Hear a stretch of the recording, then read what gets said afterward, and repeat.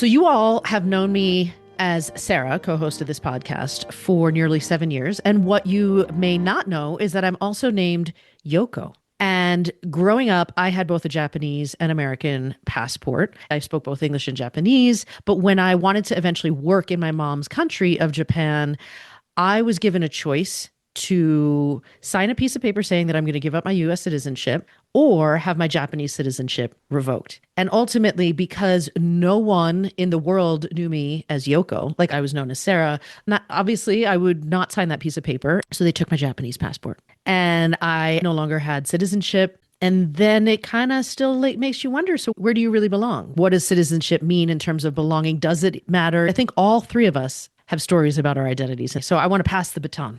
So, unlike Sarah, I don't have two names. I have one name. In Japan, it's Suzuki Misasha, and that was how I was registered at birth.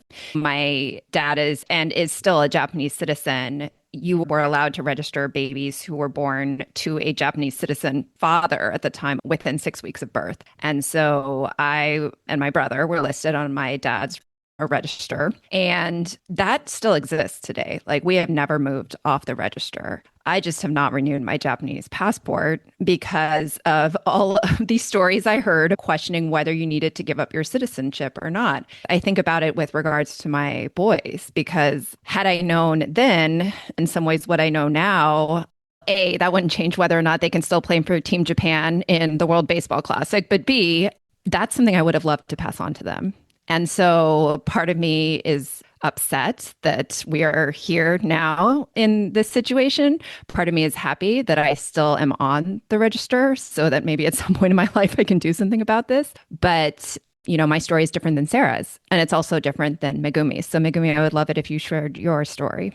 Yeah, absolutely. Well, first of all, thank you so much for having me on. I'm really happy to be here. My name is Megumi Nishikura. I'm half Japanese and half Irish American. I was born in Japan, and came to the US when I was 15 and studied filmmaking at New York University. I knew I wanted to be a filmmaker since around the age of 14. I make documentary films. My personal work kind of explores kind of the people who are caught in between nations and borders and citizenships, and looking at what it means to identify between these two like borders and, where do we find belonging in there. I was born with dual citizenship and was raised for most of my childhood in Japan. And for me, being a dual citizen and certainly having a Japanese passport was like the proof of my Japaneseness, because I'm a mixed race woman, and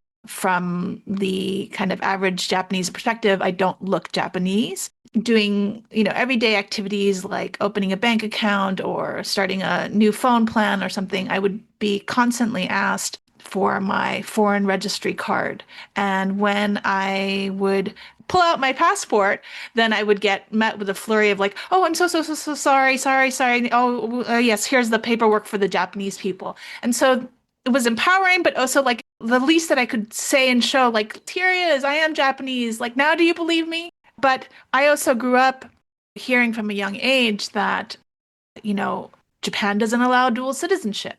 And one day when you become an adult, you have to decide. And so as a child, I was terrified of that day. And I really didn't want to face it. I couldn't imagine making that choice about whether I was Japanese or American. It felt like my parents are still together, but it felt kind of like, being your parents divorcing and being asked on the spot, which parent do you want to go live, and you won't see the other parent again, kind of thing. So it just really felt terrifying. But what happened in reality was that I exceeded the age of nationality choice, which currently is 20. And, I kind of expected that, like, when I would go through the airport, Narita airport, with my Japanese passport, that like the sirens would ring and then they'd like pull me aside and whisk me into a room, and then they'd like grab my passport and like rip it into pieces or whatever. And that never happened. And to this day, I'm in my 40s. I still enter Japan as a Japanese citizen, using my Japanese passport. And I still do feel, a sense of anxiety as I walk through those gates, even though they're automated now. So it was kind of this like weird thing. So many people tell me it's illegal to be a dual citizen, yet I'm still able to renew my passport and maintain my Japanese citizenship. And so it was kind of this very confusing, contradictory thing that I kept on feeling and hearing and experiencing. The law, and when I've done my research, it is very complicated, but people are able to maintain their dual citizenship, especially if they have it by birth, well past the age of 20. I wanted to address this issue through my filmmaking because there is so much confusion. People are not informed about the reality of how the law is being put into practice and then being forced to, give up their Japanese citizenship or not pass it on to their children. Those are very heartbreaking things to me, and I really want to see Japan eventually openly embrace and allow for dual citizenship. So I want to go back to that idea of identity and belonging that you were talking about, because the stories you captured in Hafu, which is HAFU, but Hafu, we're half Japanese. It's this mixed race experience in Japan. And watching that film made me choke up with the emotion of being seen. Yeah, I mean, it absolutely is a challenge to explain. And I think that's why I try to through filmmaking, because I believe that filmmaking has the power to transport you to another world, to allow you to walk in the shoes of a person for, the 60 minutes or 90 minutes, however long, and create kind of understanding and empathy that way. Because I think, if you just hear about, oh, people are mixed race or they don't know where they belong. I sometimes hear people's comments like, oh, just pick one, or, like, what's so difficult? What's the big issue here? But I think really, in order to have people understand, I want people to kind of be immersed in that world. And so that's why I've explored these issues through the Hafu documentary and now in this latest film looking at the dual citizenship issue in Mm. Japan. When I think about this with regards to Japan, right, I think there's another layer there because Japan is such a homogenous nation. And so I'd love to sort of talk about like how much that homogenous nature of Japan plays a part in like the sort of insularity that we see, especially, creating that bridge from Hafu to your work now on sort of the Japanese nationality law, because I think about this through line, and Sarah's told this story on the podcast before about how she was mocked by elementary school kids when she was out of school in Japan over the summer and called gaijin or foreigner. I think about how it was impossible for Japanese to believe that my father was my father and not their preferred choice was my husband, which was so Bleh. I know. Sorry, I was Mr. Suzuki. come on, people. Like that was easier logically for people to believe than the fact that Suzuki was my name by birth. The Japanese homogenous viewpoint of who is Japanese. How does this work when it emphasizes conformity and you think about the role of multi-ethnic people in this society, especially when you're thinking about the Japanese nationality law? Because selfishly, I was joking about the WBC, the World Baseball Classic, which is going on right now. And like, yes, my boys could play for Japan, but for sure, my Blasian kids with Japanese names would be looked at in a very specific way if they were to show up and be like, yeah, I'm Team Japan. So I would love to hear your thoughts about that. Yeah, I mean, when we started making the Hafu film, we started around 2010, and I had just returned to Japan after living, went to high school and college and working for a number of years in the United States. And so I hadn't been living in Japan for, I think, over a decade at that point. And, when I would walk around places like Shibuya, I would see so many mixed couples and like families with small Hafu children running around. And I was like, wow, like this is like way more diverse than I remembered it as a child. Like I really felt that there was like a significant change in the demographics, certainly in obviously a big city like Tokyo. But then in my day-to-day life, I would still be treated as a non-Japanese or a foreigner. And like Misasha, you mentioned your dad and your last name. I also would often like when I would meet people through work, I have a fully Japanese name. And when I give my Japanese business card, my meishi, it says Nishikura Megumi on it. And so people would like take my card, stare at it, look me up and down, and be like, are you married to a Japanese person? That would be like almost the first question. I'm like, no, actually, my father is Japanese. But in my head, I'm like screaming, I'm like, I'm Japanese. So I saw this like, I don't know, there was this like gap between like what I observed that was changing in Japan versus my day-to-day experience. And I think that kind of these little microaggressions that I were getting and just this like, I felt this pain that I needed to express, and I wanted people to have a greater understanding of the Hafu experience because a lot of what you would see on television at the time. And, I think it is starting to change now. But there was a lot of like very superficial content where like it was Hafu models and Hafu Talento, like just kind of gabbing about silly stuff or doing games or whatever. And, those are fun to watch for sure. But n these programs never went deeper onto what the day-to-day experience is. And when you're living in Japan and just, trying to do your job or get through regular Japanese society, what that experience is. And so that's, one of the main reasons why we made that film. And since that film's been out, it's been like 10 plus years. I think there have been a lot of changes that have happened in Japan. And certainly, like, I think there's a lot of news in these days about how, like, the foreign population is like growing really. And in, the next couple of years in cities like Tokyo, 10% of the population is going to be non-Japanese. And then you also see like the kind of, explosion on social media of Hafu stories, whether it's like Hafu's being interviewed on the street corners or people who make their own channels and TikToks and talking about their own experience. So I think, there's a broader reach and broader understanding of like, okay, this is the Hafu experience, and these people are also part of Japan. So I think that in that respect, there is change happening.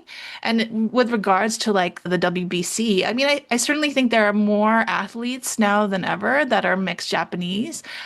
And so maybe they won't be, by the time, your kids are ready to play. You never know that maybe these teams and these kind of world stages where Japan is playing will see a much larger mixed Japanese representation on their teams. This conversation reminds me of how human nature is, it's just in our nature to judge, right? We make presumptions about people.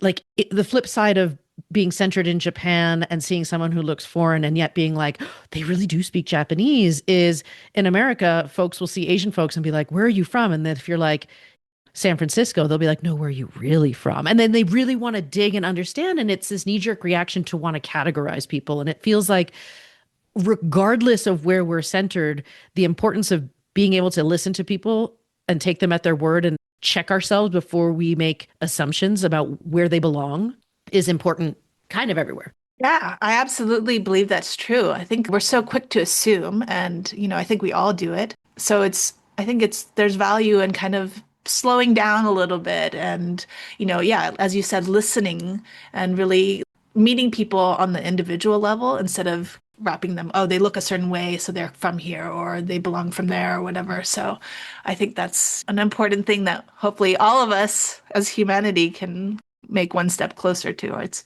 Yeah. But on the categorization front, let's talk about that nationality law because, you're in the middle of launching this project. And unlike, I think, in the Hafu documentary where you followed a number of people, this one, if I'm understanding it correctly, is following the story of one person. Is that right? Like Yuri, Kondo Yuri, I don't know how you're referring to her in the materials, but like, how do you find the characters that you follow? And why was her story so important for you to tell? Yes, in this newest film on Japan's nationality law, I'm following one woman, Yuri Kondo, or yes, in Japanese, I do say Kondo Yuri-san.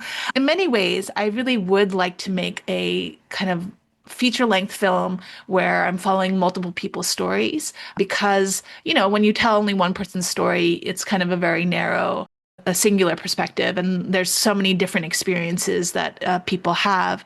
But when I began my research for this project, I quickly discovered that people are pretty afraid still, and they don't want to talk about it. Maybe they'd be willing to have a conversation with me, but they wouldn't want to be filmed and have their face kind of be public. And it was certainly the case with many people who were born with dual citizenship because the law is very vague and says that, you must choose by 20, but then there's no kind of like strict follow-up or enforcement of it. So people are maintaining their dual citizenship status past 20, but they still feel like they've done something wrong. Right, like that anxiety you were talking about. Yes, that anxiety. And so they don't want to call attention to themselves. And one of the other things that I discovered in my research was that the nationality law has 20 different articles, and different articles apply based on the circumstance of how you obtain your second nationality. So Article 11.1 is the article that applies to people who obtain a second citizenship or naturalize to another country after birth. And that law specifically states that upon naturalization, you automatically and immediately lose Japanese citizenship. And I came across a group, or I was invited into a network of people who had lost their Japanese citizenship because of Article 11.1. And because they had officially lost Japanese citizenship, there were many more people who are willing to speak openly about it and who were less afraid. And in that network, I was also connected to many of the plaintiffs who there's actually several law cases or lawsuits happening at this time to change this nationality law. And so I was plugged into this network. And after speaking with several of them, I met Kondo-san, and I was just kind of won over by her, strong and she's such a lovely person, but like has such a fighter personality. And, after many phone calls and Zoom calls and that kind of thing, I asked her, would you be open to allowing me to film your life and film kind of your kind of mission? And so that's what we started to do. I started filming with her in October of 24, and I've been following her lawsuit, but also more than just this being a film about the law and like the details of the case itself. I really want to show how it's impacting her life and her family, and hopefully have that speak to the broader impact it's having on, an estimated 1 million plus people who have dual citizenship, outside of Japan. That's a significant number. Yeah, that's what the government knows, but there are many people who don't want to admit it, or who have acquired a second citizenship and haven't reported it. And so that's just kind of the base level of how many people around the world who have more than just Japanese citizenship. Do you have any idea how to contextualize this? Like, is Japan one of the few that restricts the ability to have dual citizenship?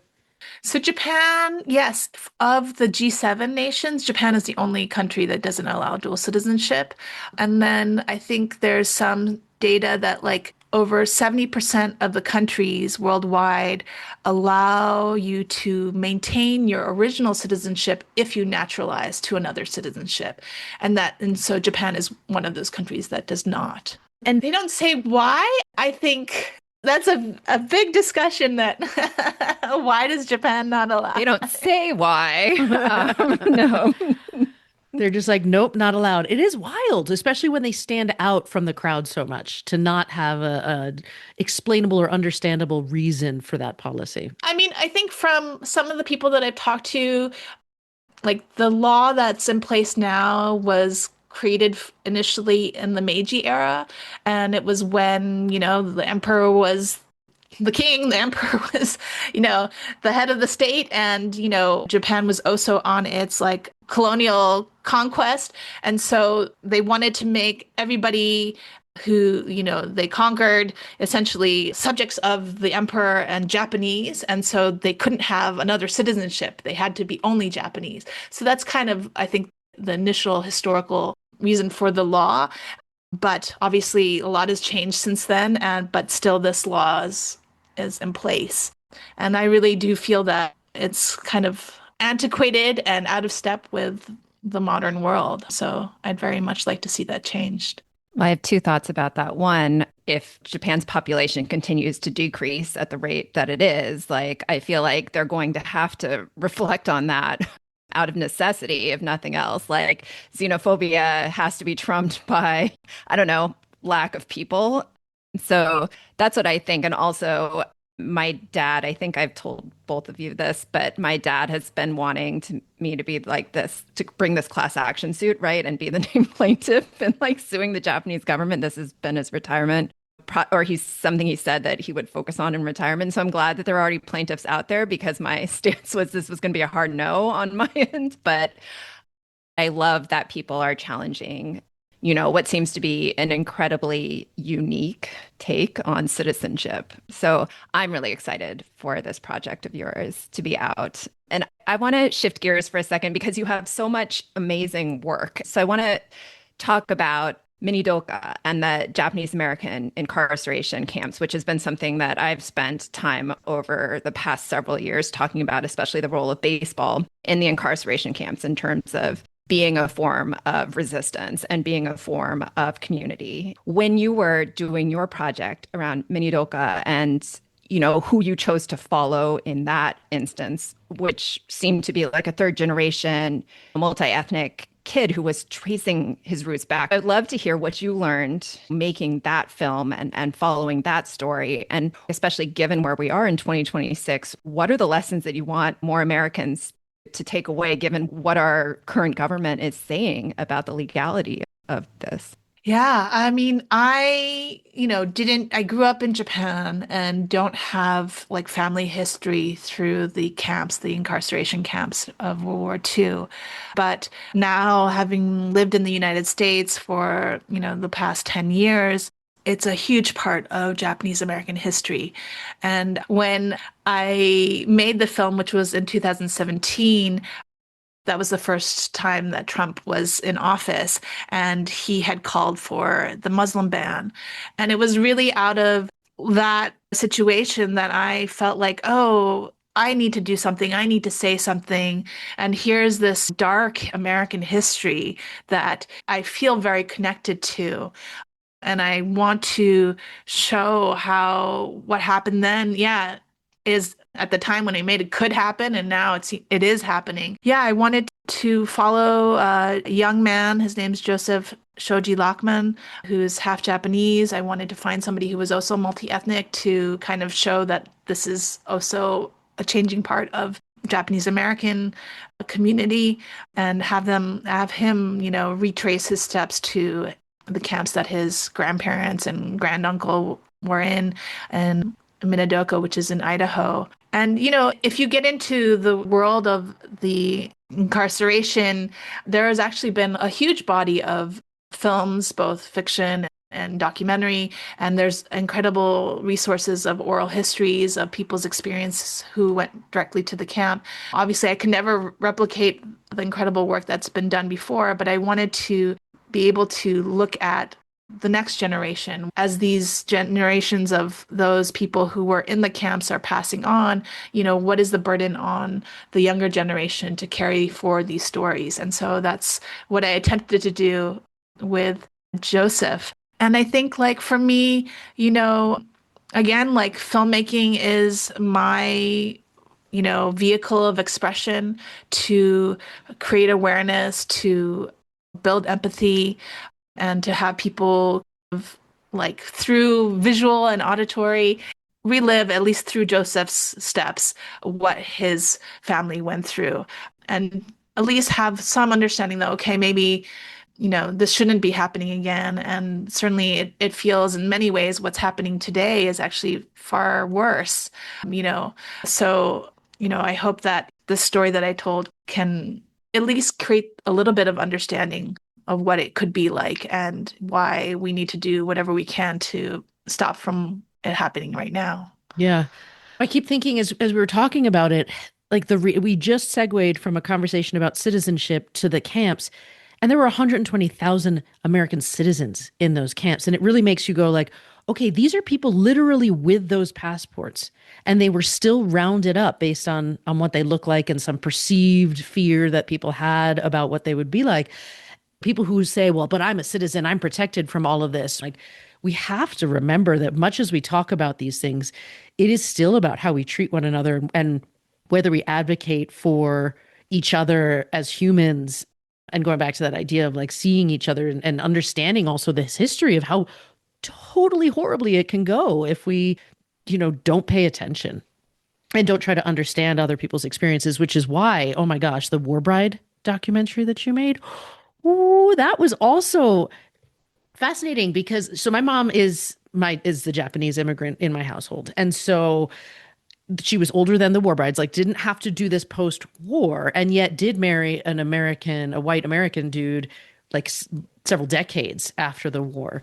And she met him, married him in Japan, like out of love, and then, moved to the United States, left her home country.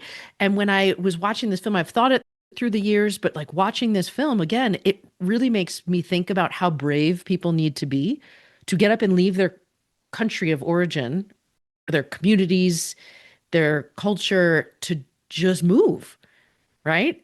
And I know it's not unique to me thinking that way. I know, Misasha, you and I have had conversations about parents, your immigrant story in your family. Yeah, I mean, my dad came over at 15 through a exchange program between his school, Seike in Tokyo, and St. Paul's School in New Hampshire, which was created because the a family at St. Paul's had lost their son in World War II in the Pacific Theater and had vowed to create this program so that there could be an understanding between the countries and to make sure that something like this never happened again. So my dad was the seventh person to come over, I think. And the deal was you had to come to the US for 2 years of high school, 1 year of college, and you couldn't go home until that was done, right? I mean, I can't imagine my own kids. But, and that was 1965, right? So you're not even making phone calls regularly, right? So to come to a country, much like Sara, your mom did, where you're not speaking the language and you have no safety net, and you just do this because you believe that this is a chance. There is a hope there that creates something that is bigger than you. It's really incredible. I mean, I think even today it takes so much bravery to move to another country and then to think back to, yes, our parents and then the war brides before them. And then obviously there were immigrants coming even before the war brides. Like, to be able to do that is really incredible. And now we have this great technology like Zoom, and we can get on FaceTime and have calls all around the world. But we certainly, they had to wait for letters in the mail, or like they could only make a phone call once a week because it was so expensive. So it's just really incredible, all this history and all the people who have come before us that have allowed us to exist as we are right now. And it's so interesting because like the current film that I'm making about Japanese nationality law, we're coming back to this current age where airplanes are more affordable. People are able to go back and forth. And so you're kind of able to still maintain a little bit of a foot in both worlds. I think back when the war brides came, they really couldn't, maybe they went back to Japan a couple of times. Some probably didn't ever go back. And so now we live in this kind of Pacific transnational age where people are able to get on planes and go back and see the world and maintain those ties. And so what happens to these families now that are caught between the laws of their two countries, because one country allows this and another country doesn't allow this, and people are kind of falling in between these spaces. And so, I think in many ways, this latest film is kind of the next generation of beyond the war brides. What haven't we asked you that you think is important for people to know? I mean, I think one of the things that I, would really love audiences and people to understand is kind of actually like what it takes to make films like this. For me, I'm making these films because when you look at the media landscape, nobody is telling these stories. And, especially with Hafu, I just saw this gap between my lived reality and what I saw being portrayed on television.